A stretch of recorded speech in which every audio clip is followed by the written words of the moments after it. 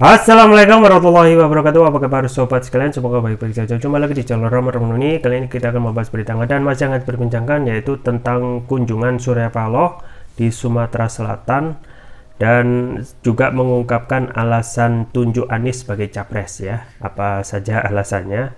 Ini yang sesuai dilansir oleh rmol.id. Langsung saja kita baca dan kita ulas.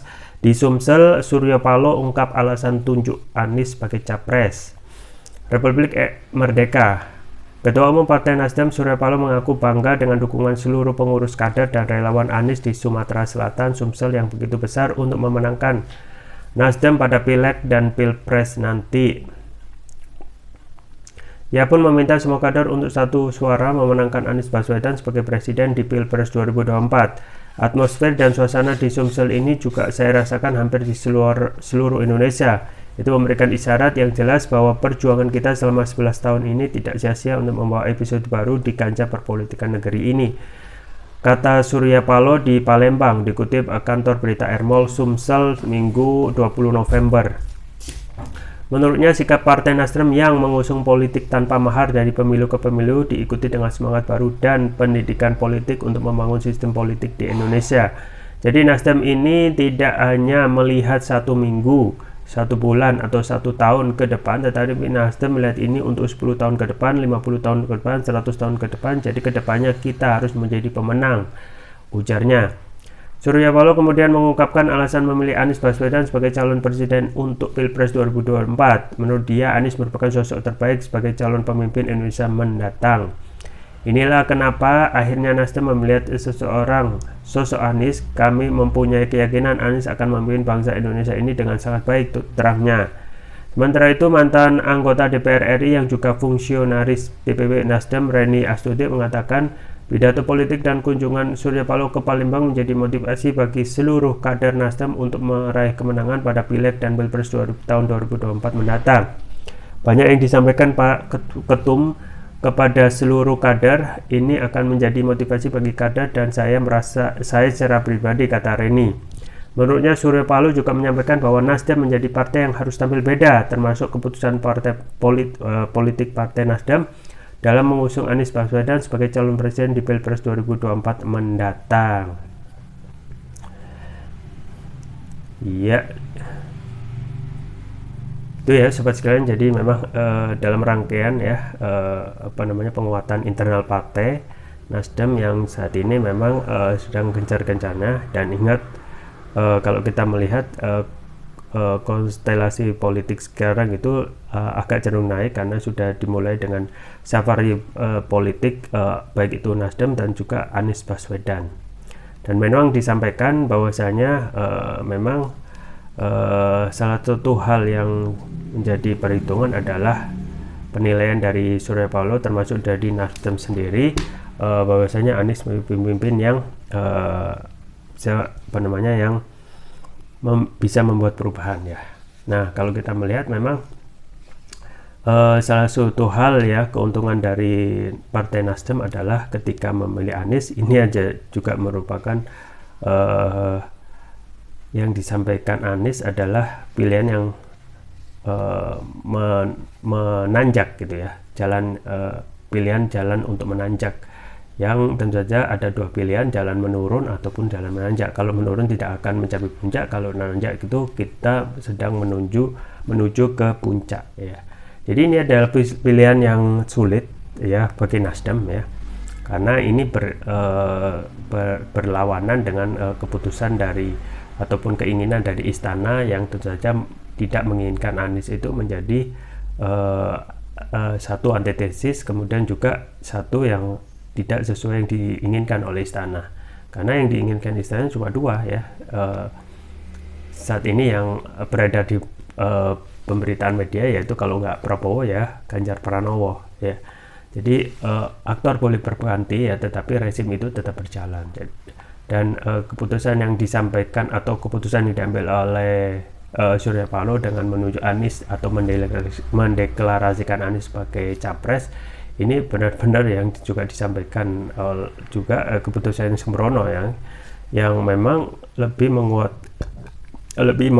memperkuat bahwasanya pertama itu tidak sesuai dengan keinginan istana, kedua tentu saja keputusan ini ya membuyarkan, kalaupun nanti jadi ya capres ataupun jadi ya menang ya, tentu saja akan membuyarkan kebijakan-kebijakan yang sudah dibentuk sebelumnya, yang sudah juga direstui oleh oligarki. Nah, dengan penunjukan Anies ini tentu saja banyak keuntungan, diantaranya adalah kotel efek atau efek ekor jas yang akan mendongkrak ataupun menaikkan perolehan suara Nasdem ya, yang sebelumnya kita ketahui perolehan suara di legislatif itu 59 kursi, dan kemungkinan dengan adanya keberanian dari Nasdem dan Surya Paloh untuk mendeklarasikan ini, pertama ya sikap berani, kedua menguntungkan partai Nasdem itu juga ya, yang kita ketahui disampaikan juga keputusan sembrono yang tidak berani diambil oleh partai lain. Kita ketahui partai koalisi lain misalnya KIP itu dalam tanda kutip dicengkram ataupun disandra ya para ketua umum partainya. Kita ketahui Golkar, PAN, dan P3 ya. Nah, terakhir ini kita ketahui pemberitaan bahwasanya ternyata simpatisan kader P3 ya lebih cenderung kepada mendeklarasikan Anies ya. Artinya memang ada keputusan yang berlawanan dari pusat dan juga daerah, yang di satu sisi misalnya P3 itu lebih cenderung untuk mempertahankan politik kanannya ya, dengan hal ini mendeklarasikan Anies. Di satu sisi ya para pemimpin yang ada di pusat mau tidak mau ya kondisinya sekarang tersandra dengan disandra dengan koalisi KIP itu sendiri. Nah, ini tentu saja ya kembali lagi adalah berdasarkan kepentingan. Kita ketahui setiap partai politik ketika mendeklarasikan sesuatu ataupun ingin bergabung dengan koalisi tertentu, tidak jauh dari kata kepentingan yang apakah tindakan atau movement yang diambil itu benar-benar menguntungkan partai ya, menaikkan elektabilitas partai, ataupun malah cenderung ya tidak dapat apa-apa. Karena dalam politik sekarang kan tidak ada makan siang gratis atau no freelance, yang itu ya saat ini sedang suka atau tidak itu satu hal yang mendasari partai. Nah, untuk Nasdem sendiri ya kita ketahui ya sesuai yang disampaikan ya, sudah mendeklarasikan Anies.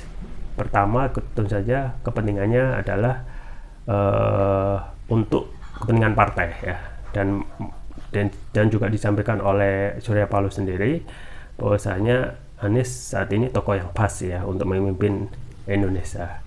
Dan sebenarnya untuk koalisi perubahan yang digawangi oleh Nasdem, Demokrat, dan PKS masih ada ganjalan-ganjalan yang kemungkinan menjadi halangan koalisi ini ya. Bisa ya suatu saat itu kalau ada rintangan yang sifatnya ekstrim ya, bisa saja bubar jalan ya, karena pihak oposisi, pihak istana ya yang tentu saja tidak menginginkan koalisi ini terus menerus ya menjalankan aksinya untuk mengadang supaya Anies tidak jadi nyapres ya. Misalnya menyandra para ketua umum itu ya, menyandra ya, ataupun melakukan negatif campaign ataupun black campaign kepada Anies ya. Nah, kasus-kasus misalnya tentang kasus Formula E itu meskipun terlihat sangat dipaksakan, bisa jadi itu akan main paksa dengan mentersangkakan Anies. Dan kita melihat ya, apapun di negeri ini itu kelihatannya bisa saja ya dijalankan ya, meskipun aturannya itu melabrak aturan yang ada ya. Meskipun misalnya mengangkat kembali kasus Anies ya dalam rangka untuk menurunkan ataupun menghadang Anies menjadi capres. Nah, ini kan mungkin saja karena segala hal itu ya bisa dibuat ya, termasuk juga aturan-aturan. Yang penting Anies ditersangkakan dulu. Terkait nanti pasal ataupun argumentasi yang dipakai itu urusan nanti. Nah, ini yang juga harus patut diwaspadai ya, terkait black campaign ya, yang sekarang sudah mulai menggeliat, mengingat Anies sudah bersafari di tiap daerah ya, di daerah-daerah ya, termasuk juga Jawa Barat. Yang kita lihat atmosfer Anies itu ya sudah mulai panas ya, mulai naik elektabilitasnya. Nah, kita tunggu saja ya, apakah Anies itu ya kedepannya akan menghadapi halangan yang serius ya, serius, misalnya mengungkit kembali kasus Formula E yang kemarin sempat panas lagi, ataupun pemerintah dalam hal ini yang dalam hal pemilu sifatnya netral ya. Dan ini ya yang harus dipakai oleh pemerintah, bahwasanya pemerintah itu hanya haruslah fokus saja kepada urusan mengurusi rakyat daripada mengurus konsultasi pilpres. Dengan sisa waktu 1,5 tahun ataupun 2 tahun ya, nggak sampai, kita harapkan ya legasi yang ada dari pemerintahan Presiden Jokowi ini adalah kembali lagi meninggalkan legasi yang baik untuk rakyat. Artinya meskipun sekarang dalam kondisi yang tidak baik-baik saja dari seluruh aspek hukum, politik, ekonomi, minimal terakhir itu ya untuk ekonomi ya tidak menambah utang ya, kemudian untuk hukum ya tidak melakukan penangkapan lagi terhadap aktivis ataupun tokoh-tokoh yang kritis terhadap penguasa. Nah, ini yang harus diseriusi ya, karena kemarin kan juga ada hasil survei Kompas tentang nilai kepuasan pemerintahan Jokowi Ma'ruf yang turun ya sekitar 60-an ya, 60, sekian 1%. Nah, nilai 60,1% artinya memang terjadi permasalahan ataupun pemerintah itu tidak memberikan kepuasan kepada publik ya, meskipun ini di luar kata perwakilan ya, perwakilan yang tentu saja survei itu bisa saja mewakili atau bisa saja di lain permasalahan itu gitu ya. Nah, hal yang juga harus dipikirkan adalah bagaimana tentang biaya politik yang mahal ya. Biaya politik kita itu sangatlah mahal ya, dari sejak awal kampanye hingga nanti pilpres. Nah, inilah yang tentu saja menyuburkan korupsi di setiap lini dari baik pusat ataupun daerah ya. Karena dengan dicengkeramnya biaya pemilu yang mahal yang dibiayai oleh oligarki ya, mau tidak mau ya, siapa yang menang pasti akan memberikan balas jasa dengan kebijakan-kebijakan yang memudahkan karpet merah kepada oligarki ya. Sudah banyak ya kebijakan-kebijakan yang saat ini ya dengan memberikan karpet merah kepada oligarki itu yang menyengsarakan rakyat ya. Kita itu dari dulu hingga sekarang merdeka sudah 77 tahun, saya rasa tidak pernah merasakan ya rakyat itu benar-benar sejahtera secara adil ya. Malah sekarang itu kecenderungannya ya kondisi tambah makin sulit saja ya. Kita ketahui ya, yang kita itu adalah seharusnya yang harus kita sadari adalah kita itu negara yang kaya raya ya, dari sumber daya alam yang luas, dari sumber daya alam yang banyak ya, dan itu semua dengan adanya sistem kapitalisme sekarang itu justru kita tidak bisa menikmati sumber daya alam itu ya. Nah, sebenarnya dengan apa yang ada di negeri ini yaitu sumber daya alam yang melimpah, seharusnya kita itu menjadi negara yang kaya ya. Mayoritas sumber daya alam yang kita punya itu kalau dihitung secara global itu kita itu seharusnya menjadi nomor 1 atau 2 ya untuk setiap sumber daya alam yang ada ya. Misalnya untuk emas itu kurang, apalagi ya cadangan emas kita di pegunungan Grasberg yang saat ini dikelola oleh PT Freeport belum habis-habis ya, belum lagi ya cadangan emas yang belum sempat dieksplor yang ada di Blok Wabu di Kabupaten Intan Jaya itu yang nilainya konon lebih besar daripada pegunungan Grasberg ya. Jadi para ahli itu pernah menghitung 6 komoditas saja yang 6 komoditas saja itu yang kalau kita dikelola dengan baik oleh pemerintah dan dibagikan kepada rakyat itu nilainya fantastis. 6 komoditas itu antara lain emas, ya, batu bara, gas alam, nikel, hasil laut, hasil hutan. Itu nilainya sampai 4.250 triliun kurang lebih, ya. Berarti melebihi pajak saat ini yang melebihi APBN saat ini yang nilainya sekitar 2.750 triliun. Artinya kalaupun itu bisa digarap dengan baik, hanya dari 6 komoditas saja itu kita sudah mendapatkan tergambar, ya, kesejahteraan masyarakat rakyat itu bisa didapatkan. Itu hanya dari 6 komoditas saja, belum komoditas yang lain. Jadi kita itu kurang apa gitu ya. Cuma memang karena sistem saja yang saat ini yang salah dalam memilih, ya. Sistem yang kita anut ya juga salah, yaitu kapitalis, dan sayangnya juga tidak mau diakui. Jadi kita itu tidak mau mengakui kita itu memakai sistem kapitalis, tidak mau juga sistemnya sosialis. Jadi kita memakai sistem yang bukan kapitalis, bukan sosialis, seperti sistem yang bukan-bukan, ya. Ada satu sistem yang bisa memberikan kesejahteraan, yaitu yang belum pernah dicoba, yang belum pernah dipakai, yang tentu saja sudah ada contoh sebelumnya yang bisa menjadikan rakyat maupun sumber daya alam itu sejahtera, yaitu apa? Sistem Islam, ya. Seluruh pengaturan tadi, ya, tidak hanya 6 komoditas, termasuk sumber komoditas yang lain, itu kalau di dalam Islam haruslah diatur dengan negara, kemudian dibagikan secara merata kepada rakyat. Akhirnya rakyat bisa sejahtera. Nah, sekarang realitasnya ketika sistem itu kapitalis, ya, yang ciri khas karakter kapitalis itu greedy, maka kita, ya, sampai kapanpun, ya, dan ini suka atau tidak, ya, kesejahteraan itu hanya jauh panggang dari api, ya.